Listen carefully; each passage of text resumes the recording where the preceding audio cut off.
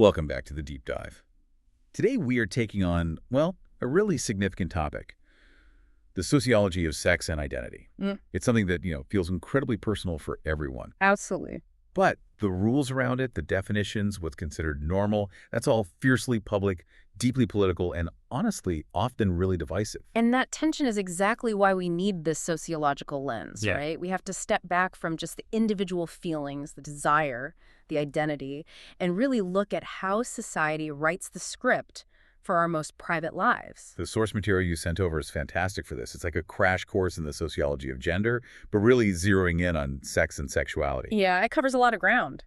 So our mission today is clear. We need to pull out the key ideas about how these social norms get built, how power shapes who desires what, track the evolution of sexual politics. And also tackle how sociology helps us understand really tough issues like sexual violence. We're kind of mapping it all out. Exactly. We're challenging the whole binary idea, understanding these kind of blueprints for desire, and tracing how social movements fought for inclusion. It's about giving you, the listener, that core understanding. We want to unpack how society decides what's normal when it comes to sex and desire, and importantly, why it draws those lines. Okay, before we jump into the history and, how we even started studying this stuff, let's just clarify the main terms we'll be using. So when we say sexuality, what are we really talking about? Good place to start. Sexuality in this sociological context is really the whole package. It's how a person expresses sexual desire, how they behave sexually, their identity around sex, both personally and how they relate to others. It's the whole complex picture. Got it. And the bigger framework we're operating in, the sociology of gender. Right. That field looks specifically at how these socially constructed ideas, norms about sex, sexuality, sexual orientation, how they actually impact people's lives, their relationships, and, society as a whole. So the aim is to help us see the bigger picture behind our personal experiences. Exactly. It's about triggering that aha moment. The sociological imagination, as C. Wright Mills called it. Yeah. You start to see that maybe something you felt was a purely personal issue. Like, I don't know, feeling awkward about expressing desire or shame about who you're attracted to. Yeah. That it isn't necessarily just a personal failing. It's often a direct result of these larger social forces, these cultural scripts we've all absorbed. So it pushes us to ask, how did the time and place I live in shape this very intimate part of me? Precisely. It makes you question where that shame or confusion actually comes from. Is it innate? Or is it because society has these really rigid rules about what's normal? Okay, let's unpack that history then. Yeah. Because applying that sociological imagination to sex, well, that hasn't always been the case. Early on, it sounds like the focus was much more on control. Oh, absolutely. The first sort of scientific look at sexuality started way back in the 1800s. But it wasn't sociologists trying to understand human diversity. It was mainly physicians, psychiatrists, criminologists. And what was their angle? Their main concern was public health, sure, but also identifying and managing deviance. They were focused on anything that seemed to threaten the social order, especially the emerging ideal of the nuclear family. And underpinning all of that was this rock-solid assumption back then. Gender is binary, it's biological, case closed. How did that shape everything? Well, it basically created a box, right? If you assume there are only two fixed opposite genders designed primarily for reproduction, then anything outside that box isn't just different, it's wrong, it's pathological. So things like women having sexual desires independent of men, or same-sex attraction, or anyone who didn't fit neatly into man or woman. They were labeled, seen as moral problems or straight-up mental illnesses, things to be cured, controlled, maybe even locked away. The research itself was embedded in these patriarchal norms from the get-go. But then things started to shift. Mid-20th century, right?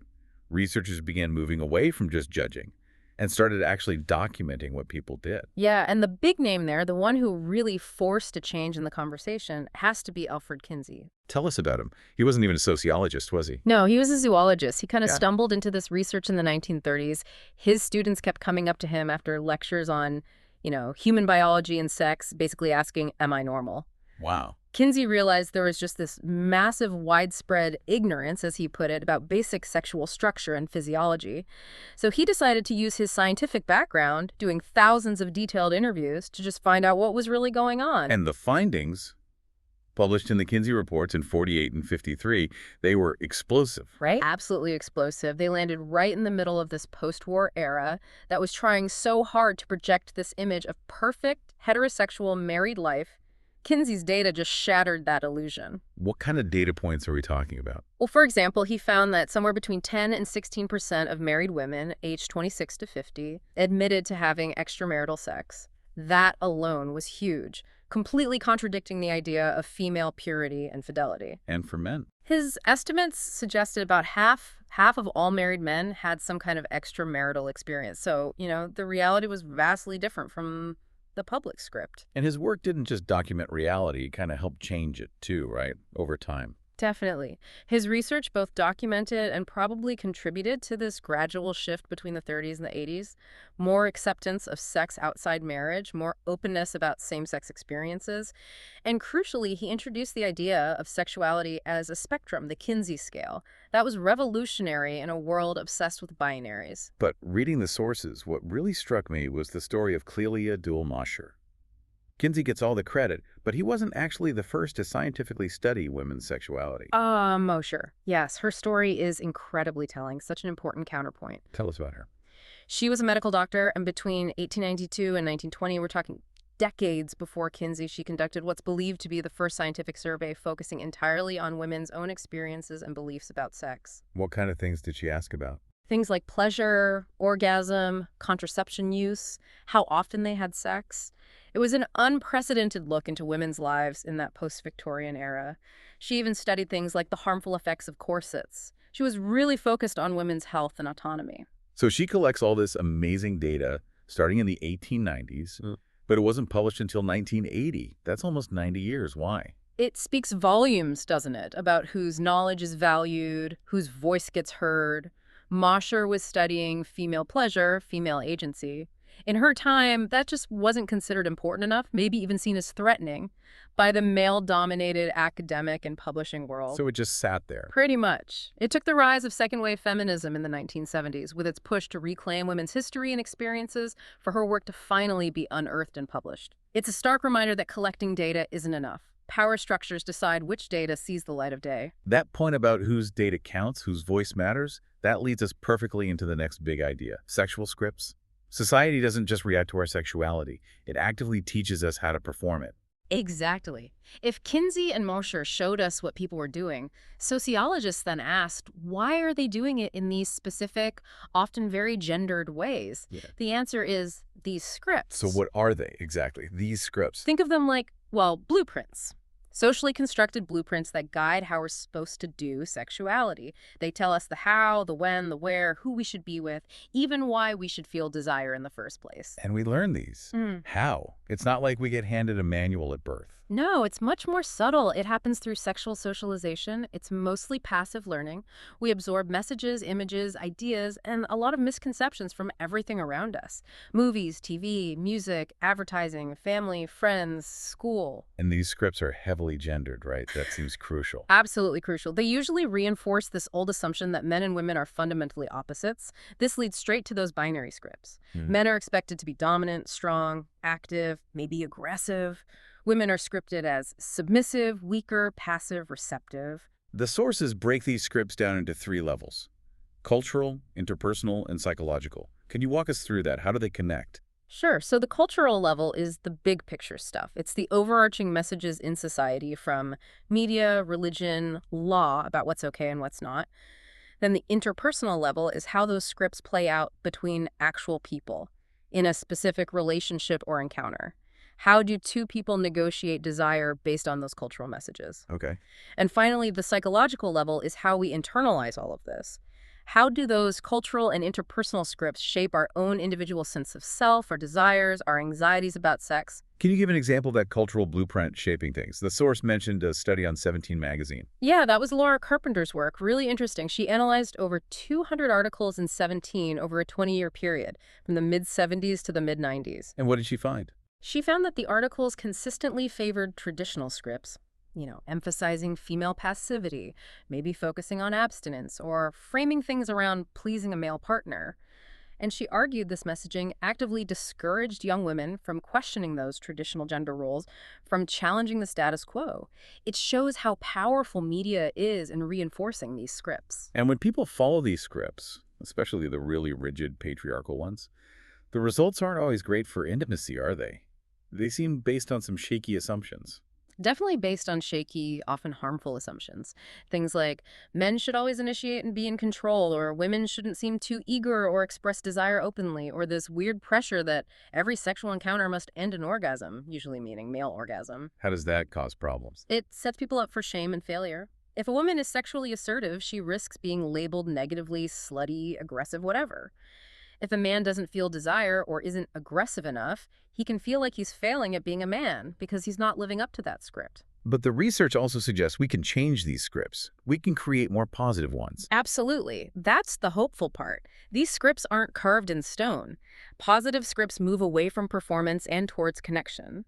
They emphasize things like open, honest communication, each person taking responsibility for their own pleasure and focusing on mutual needs and desires. So it's about actively rewriting the blueprint together. Exactly. Moving from that passive gendered performance to active mutual satisfaction. That seems to be the key to healthier, more fulfilling sexuality. And nowhere is the impact of those negative gendered scripts clearer than when we look at the orgasm gap. This feels like a really concrete measure of inequality. It really is. The data is stark. We're talking about the difference in how often men and women report having orgasms during sexual encounters. What do the numbers show? Well, a major survey in 2018 found that 91% of heterosexual men said they usually or always orgasm with their partner.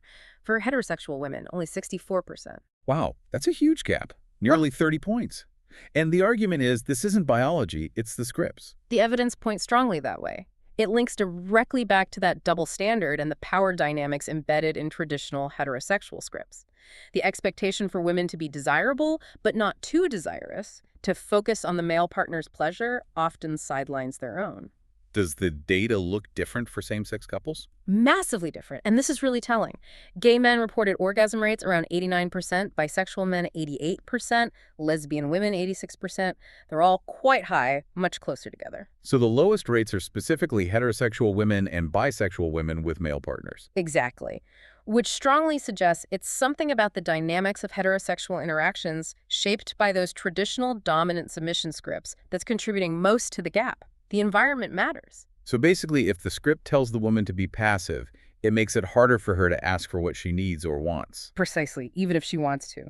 So what helps close that gap? The research points to pretty straightforward things, actually. Like what? Women who report orgasming more often tend to receive more oral sex. They report having longer sexual encounters. They feel more satisfied overall in their relationship. And crucially, they communicate more. They ask for what they want. They actively participate in shaping the encounter. They're rewriting the script in real time. You got it. They refuse the passive role. Okay, let's shift gears slightly. From pleasure to the economy of sex. Let's talk about sex work. How do the sources define this? The sources are careful to use the term sex work, and that's intentional. It frames it as labor adults consensually providing sexual services or erotic performances in exchange for money or goods. And this includes more than just prostitution, right? Yeah, it's a broader term. It covers things like exotic dancing, pornography, phone sex operators. Using sex work instead of, say, prostitute destigmatizes it and acknowledges the work involved. And the main sociological concern here seems to be about vulnerability and safety. Absolutely. Because sex work is often illegal and heavily stigmatized culturally, workers are extremely vulnerable. They face higher risks of exploitation, violence, forced labor, often because they can't go to the police or access legal protections without risking arrest themselves. The sources were also quite critical of what they called the rescue industry. What's that about? Right. This refers to a tendency, often by certain advocacy groups or politicians, to create a kind of moral panic by conflating all sex work with sex trafficking. But trafficking is a real and serious problem. Of course it is, and it needs serious attention. But the critique is that this conflation ignores the reality of consensual adult sex work. And often this moral panic is used to justify more funding for policing and crackdowns, which can actually make consensual sex workers less safe by driving them further underground. It doesn't necessarily help victims of trafficking either. So instead of that top-down approach, the sources highlight work like Crystal A. Jackson's. Yes. She documented how sex workers themselves organize. They hold conferences, build networks, share safety information, create systems of mutual support and care. It's about peer-to-peer resistance and building resilience from within, focusing on harm reduction in often hostile environments. Okay, let's pivot again to partnership structures. Monogamy. Obviously, it's been the dominant model in the U.S. Why? Traditionally, especially within heterosexual marriage, the push for monogamy was strongly linked to social stability, property inheritance, and providing a stable unit for raising children. It was about social cohesion. But things changed drastically after the 1960s with the sexual revolution. How did that affect monogamy? Well, premarital sex became much more common and accepted. The focus shifted. While monogamy within marriage remained the ideal for many, the reasons started changing. It became less about controlling women's reproduction or ensuring paternity, and more about individual choice, emotional connection, and sexual satisfaction within the relationship. Interesting. But fidelity within marriage or committed relationships, that seems to have held strong. Remarkably so. That 2023 Gallup poll is striking. While attitudes towards premarital sex have relaxed hugely, 88% of people still said extramarital sex is morally unacceptable. Why do you think that is? The theory is that in a world where marriage is more about choice and personal fulfillment, sexual fidelity has become the key symbol of trust, commitment, and intimacy within that chosen bond. It's less about property, more about the emotional contract. And alongside monogamy, sociologists are now looking more closely at polyamory, right? Right. Not as deviance, but just another way people structure relationships. Exactly. Polyamory, the practice of having multiple consensual, intimate relationships, which can take various forms like polygamy or polyandry, is studied to understand the social conditions that might favor different partnership models. It's not about judging it, but understanding it as a relationship structure. So it's another layer of identity. Yeah, that's a key point. People are increasingly defining their sexuality not just by who they're attracted to, orientation, but also by their preferred relationship structure, whether they identify as monogamous or polyamorous. It's about actively choosing and scripting the whole architecture of their intimate lives. Choosing that architecture, that brings us right up against the biggest structure of all, heteronormativity. The sources make a powerful point reminding us that same-sex behavior is common across the animal kingdom. It's human society that creates the rules about what's normal. Right. Over 1,500 species show same-gender sexual activity. We're the ones who regulate it so intensely. Heteronormativity is that powerful social force. It's more than just assuming most people are straight. It's the enforcement of heterosexuality as the default, the standard, the only natural way to be. And it relies on that binary idea again. Only two opposite genders exist, and attraction only logically happens between them. Exactly. Anything else, same-gender attraction, non-binary identities, gets positioned as unnatural, abnormal, or deviant within that system. It's a core mechanism for maintaining patriarchal power structures. And this system obviously tries to simplify or erase the reality of sexual orientation, which is just who you're emotionally, romantically, or sexually drawn to. Right. It connects your own gender identity with the gender identities of the people you're attracted to. And that attraction, as the sources show, exists on a wide spectrum. The list provided is helpful. Asexual, bisexual, demisexual, gay, lesbian, pansexual, queer, same-gender loving. And even that language is constantly evolving, which itself shows the ongoing struggle for visibility and recognition against that heteronormative pressure. Let's look at the history of that struggle in the U.S. The period after World War II, say 1946 to 1968, sounds like it was incredibly difficult for anyone who didn't fit that straight mold. It was brutal. You had Kinsey's data showing, significant percentages of people having same-sex experiences, yet society clamped down hard. Laws against sodomy, any non-procreative sex, really, and even cross-dressing, were aggressively enforced. Police vice raids on bars and private homes were common. And it got mixed up with Cold War paranoia. Yeah, there was this narrative framing homosexuality and communism as these sort of twin threats to American values and the family. It was intense persecution. But out of that pressure cooker came the gay liberation movement. And it drew heavily on the civil rights movement, didn't it? Absolutely. You had figures like the writer James Baldwin and the incredible organizer Bayard Rustin, the guy who actually organized the 1963 March on Washington for Jobs and Freedom, who were already linking the fights for racial justice and LGBTQ plus rights. They were calling for full human dignity and acceptance. And then came Stonewall in 1969. Stonewall was the spark. A police raid on the Stonewall Inn, a gay bar in New York City, but this time people fought back. Led by figures including trans activists like Marsha P. Johnson and Sylvia Rivera, it turned into days of rioting and protest. It became this huge symbol of resistance. And Rustin saw this as part of the same continuum as the civil rights struggle. He did. He later outlined what he saw as 4 essential steps for any oppressed group seeking liberation. You have to overcome fear, you have to overcome self-blame, you have to overcome self-denial, and then you have to engage in political action. That's such a powerful framework. It elevates the struggle beyond just identity politics. It frames it as a fundamental fight for justice and human rights. But, even within these movements, there were tensions. The Lavender Menace incident within feminism is a key example. Right. Betty Friedan, major figure in mainstream feminism, worried that including lesbians would hurt the movement's image. Yeah, in 1969, she called lesbians a lavender menace, essentially arguing they were a threat to the National Organization for Women's political goals. She wanted to sideline them. How did lesbian activists respond?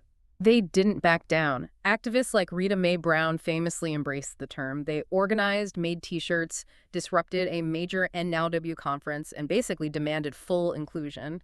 And they won. It was a crucial moment for intersectionality, showing that feminism couldn't afford to exclude women based on their sexuality. That kind of coalition building became even more critical during the AIDS crisis, starting in the early 80s. Oh, the AIDS crisis was devastating, but it also galvanized the community like never before. It forced people to organize politically. Groups like ACTUP, AIDS Coalition to Unleash Power, used direct action protests to demand government response, research funding, and drug access. You also saw groups like the Lesbian Avengers emerge and PFLAG. He flagged parents, families, and friends of lesbians and gays.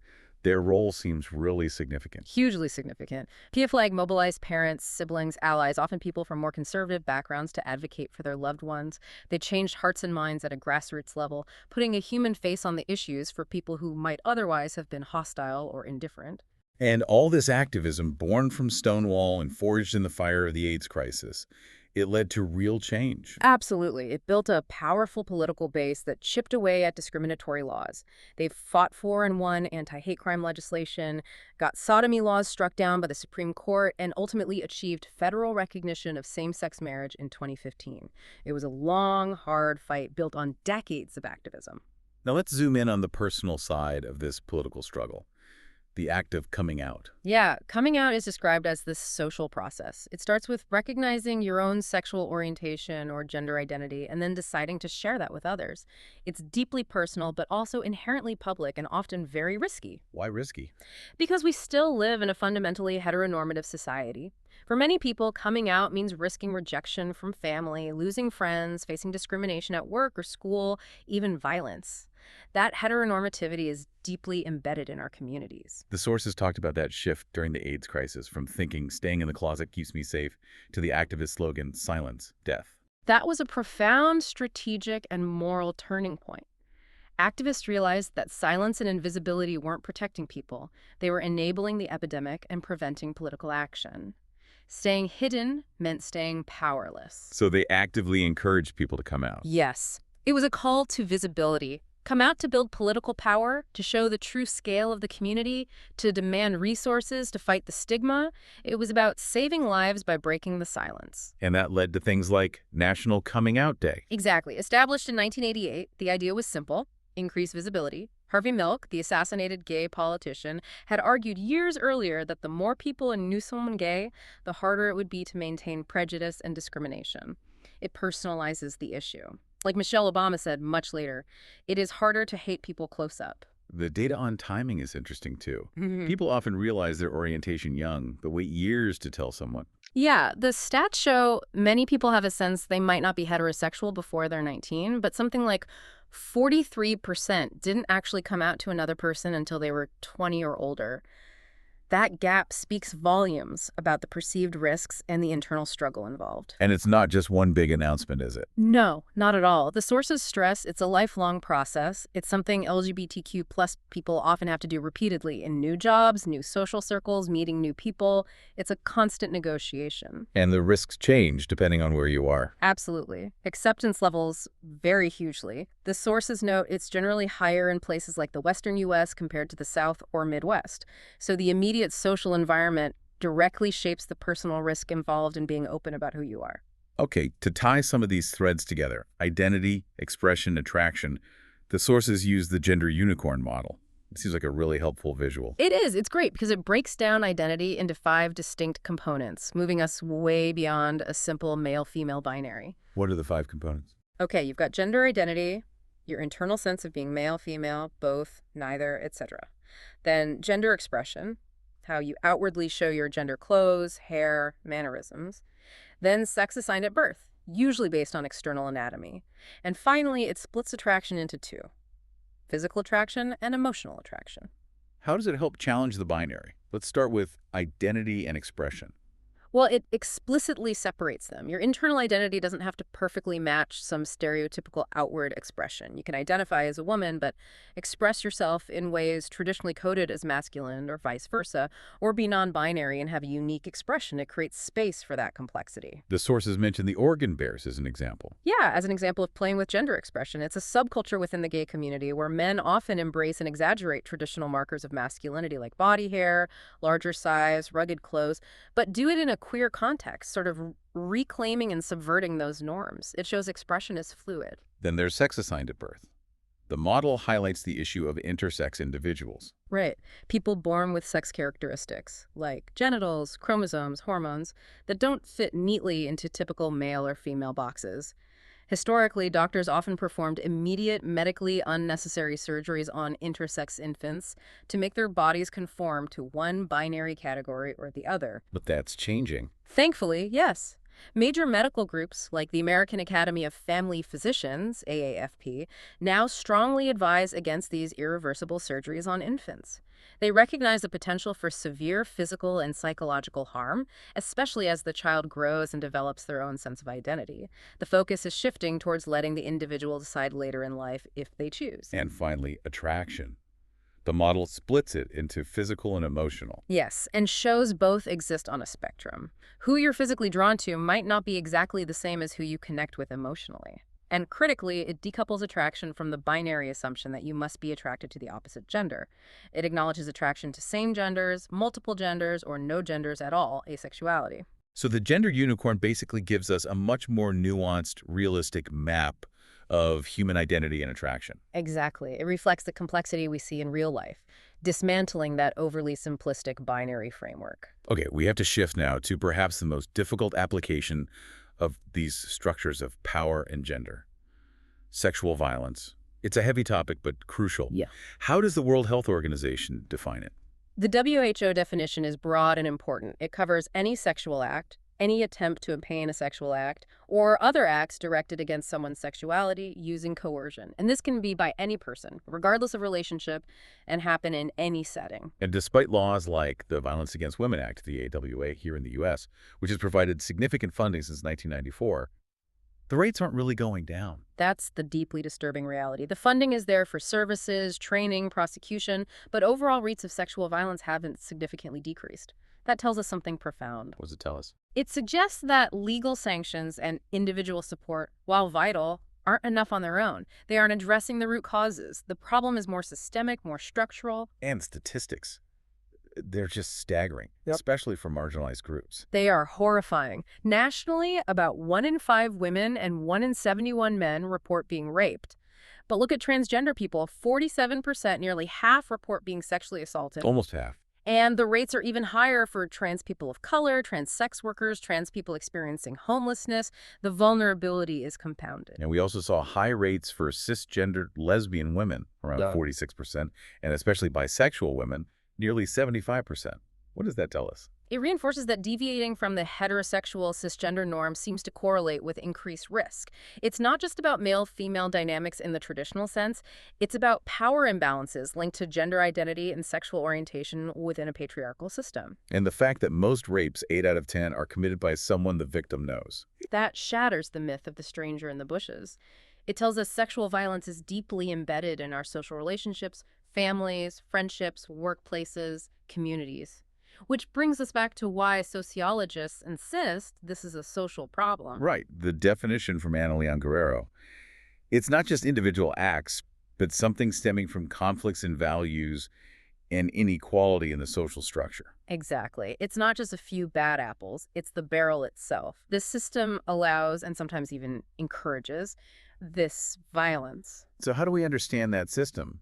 The sources use the sexual violence continuum model. Yeah, it's a useful way to visualize it. Think of concentric circles. It shows sexual violence isn't just one thing, like rape, but a whole spectrum of behaviors rooted in the same power dynamics. So the outer circles are the obvious legally defined acts. Right. Rape, sexual assault, flashing, voyeurism, sexual harassment, things that carry criminal or civil penalties.